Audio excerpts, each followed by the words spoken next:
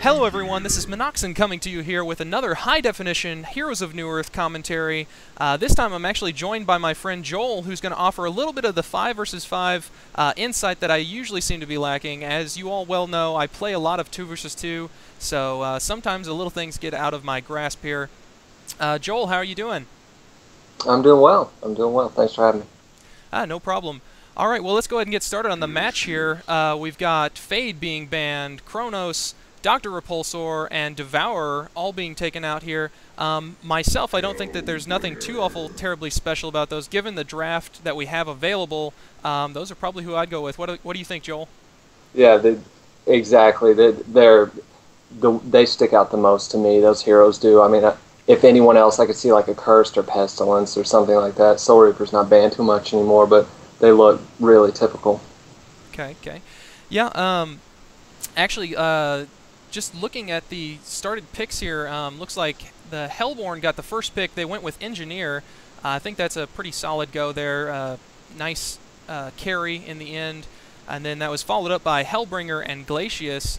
Picking up that Glacius early here to prevent the Hellborn from managing to get it, because Glacius, as we all know, being a big team player there and adding a lot of valuable mana to the mana pools of whatever squad he happens to be on. Then that's also being followed up by Soul Reaper and Gladiator, and then Wretched Hag. I'm not a big fan of Gladiator myself. I don't get to play him very often. I'm not too well suited for him, so I wouldn't pick him. But is that something that you see typically in competitive 5v5s, Joel? No, you do not see Gladiator. In Dota, he used to be huge. I'm not sure about it anymore. He was a great initiator with his boat and everything. But no, not really in competitive games. One thing I want to say about the Engineer and the Glacius, if they get on the same team and they get in the same lane, it absolutely dominates. And Engineer's a very dominant hero in a lane with a good partner, getting his turret off in the right situation. He can just destroy people early. Yeah, and actually, speaking of Engineer, he's been nerfed here recently. Do you think that his nerf is really going to have that much of an impact on him? I know his turret dies now in 3 hits. I guess this replay would have been after the patch here, so is that hero target only? I haven't really played him yet since. I'm sorry, is that what? Does his turret only die to heroes hitting it, or do creeps auto-target it? I haven't seen it enough lately. He's either been banned or I just haven't seen that situation. I know that if you're one-on-one with him, you're not going to attack his turret. Yeah, too busy running away. Right, so I know it can still do a lot of damage. They only took the hits down by 2, which is, good, but it can still do a lot of damage, especially early game. So, excellent.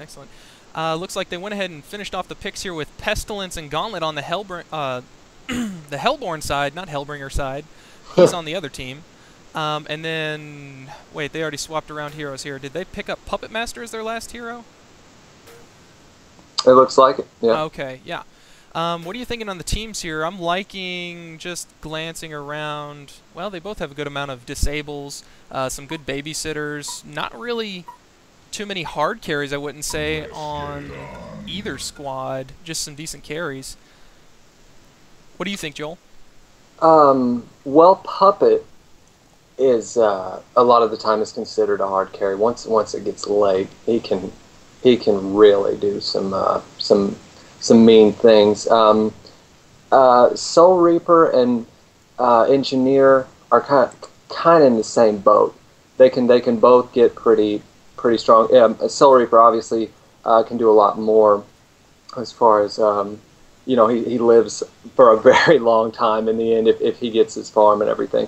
I'm not sure really how the lanes are going to go. The game started so fast and we were kind of rambling, but yeah, it's looking like Soul Reaper mid for Hellborn.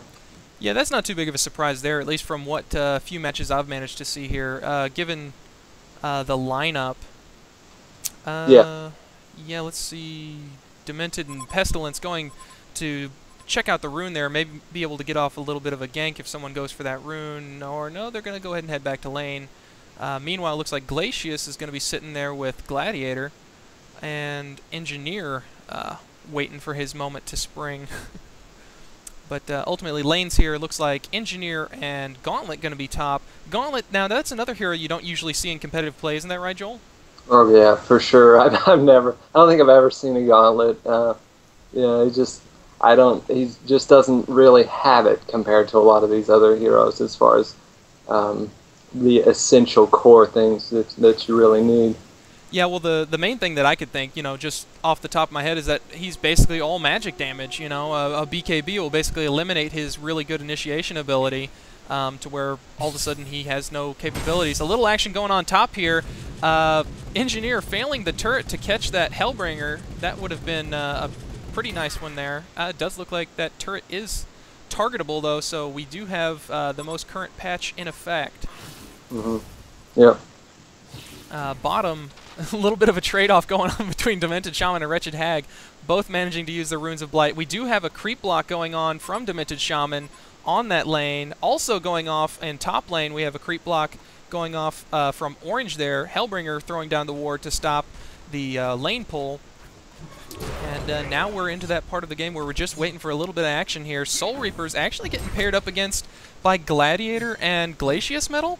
Yeah, looks like it. They decided to go with the Hag bottom, and I'm assuming they did that as a prediction to what lanes were going to be, and so they wanted to counter this Soul Reaper.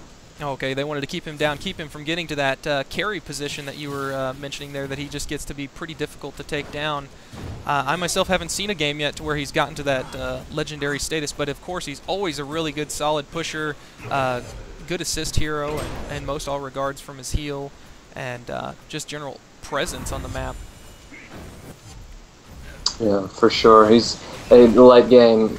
Once he gets a lot of armor and things, his heal becomes so much more effective because you're not doing, it keeps his heal scaled. You see that little heal and you're like, wow, that's not going to do much late game, but it keeps it scaled because you don't do enough damage to him, and he out heals it, he out regions it, multiple things. Yeah, it looks like Glacius actually cutting down from middle. I don't know whether they felt a little more secure in their position or bottom just needs the help, but Glacius going to come down here, join up with Wretched Hag, landing the Ice Imprisonment on Pestilence. I don't think he's going to go down here. They are going to get quite a bit of damage off. Why is he backing up? Oh, yeah, that was kind of a bad choice, but Wretched Hag blinking ahead there, getting saved by Glacius potentially there, catching that Demented Shaman, and now Gutsily running back in, trying to get some damage off. Wow, that was actually a pretty interesting exchange there right off the bat. Demented Shaman healing up and now chasing after that Wretched Hag, going towards the rune. If she can get there, nope, she's going to blink out of the way. She could have gone ahead and continued in. And Wretched Hag here, she would have been able to have gotten that Invis rune had she continued down the lane, but that might have been a little bit of a risk she didn't want to take. Ultimately, Demented Shaman, now healed and regenerating his mana, is going to grab that Invis rune and maybe be able to pull off a little bit of initiation here on this low mana Glacius. Actually a really good opportunity here, possibly.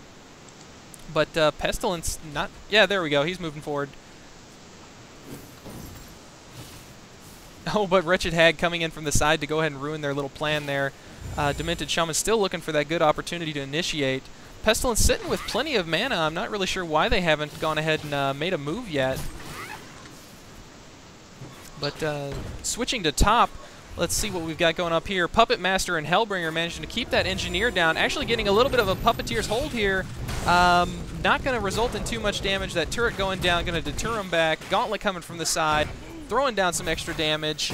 Oh, the nice save kick from Engineer as well. Gauntlet going to take a few more swings here from Puppet Master before he gets away, though. Is he going to get away? Oh, just barely. Manages to sneak away into the woods there, pop his heal potion, and starts the regeneration process. Engineer also narrowly surviving, but with Puppet Master and Hellbringer still sitting... Bottom. Bottom, what do we have going on bottom? Oh, bottom, it looks like Demented Shaman's going to be going down, potentially after taking down Glacius. Just a little sliver of HP there is all he's got left. Yes, he's going to go down. Wretched Hag going to blink out into safety. Maybe. Maybe, yeah. Yep, nope, she's going to get the run down here. Yep, she got taken down. Good exchange there. Did they ever make anything of that invisibility with Demented Shaman there, or was that just them running forward and getting the advantage on him? Sorry, I didn't catch that. I didn't either. I just saw the life dropping. I switched back down there. Oh, okay.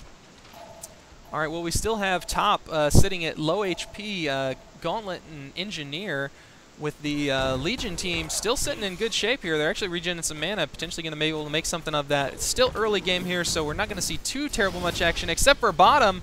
Pestilence catching all of the spells here from Wretched Hag and Glacius. Going to get pecked away here if they can manage to catch up. Just, oh, he's looping back around. Nice use of the axe there, cutting through. Narrowly, oh, not going to escape out of that. Almost made it. Not quite there. Demented Shaman sitting with double damage, though. Going to duke it out with this Wretched Hag. Not a good idea. Well, maybe. I don't think so, no.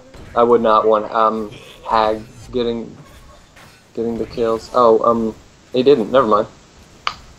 But who did we end up having go down top? I saw that whenever I was talking about that bottom. Someone up top went down. I'm guessing that was Engineer's buddy. Who was he up there with? Actually, he did get the kill. I'm going to go ahead and correct myself. Okay. No problemo.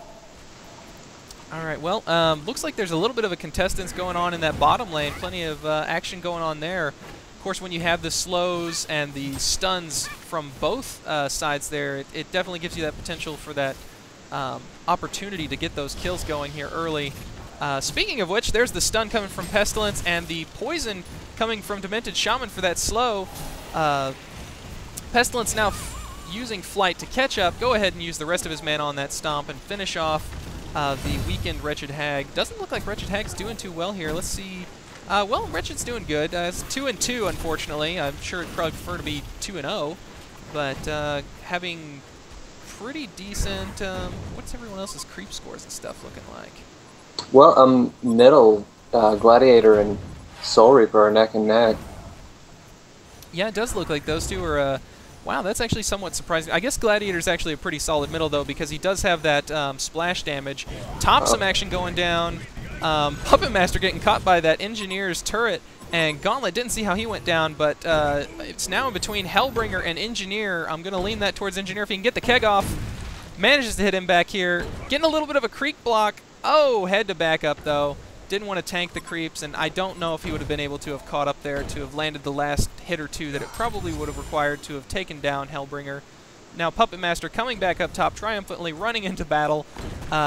Maybe going to try and do some damage. A little bit of action going on middle, actually. Demented Shaman coming down there, going to... Oh, and the Soul Reaper ultimate coming off on Gladiator. Not going to let him get out of there.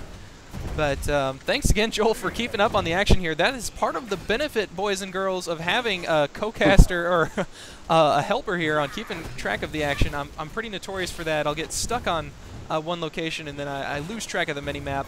But thank you again, Joel, for that help there. Well, do we have anything interesting going on so far? Well, one thing I wanted to say, I bet that felt really good for Soul Reaper because a few times he had tried to ult him before and he just got fogged. And I have a feeling that felt really good to finally get that ult off. I've had those moments of Soul Reaper. That is certainly a fulfilling feeling whenever you do manage to get that off and see them turn into a pile of clothes. They're going to dodge the Gladiator's pitfall, but still getting caught with Ice Entrapment. And the tides have turned, and now they're being chased back. Looks like top, Demented Shaman getting caught with everything that they've got to offer. He's going to go down here. Yes, he is. Puppet Master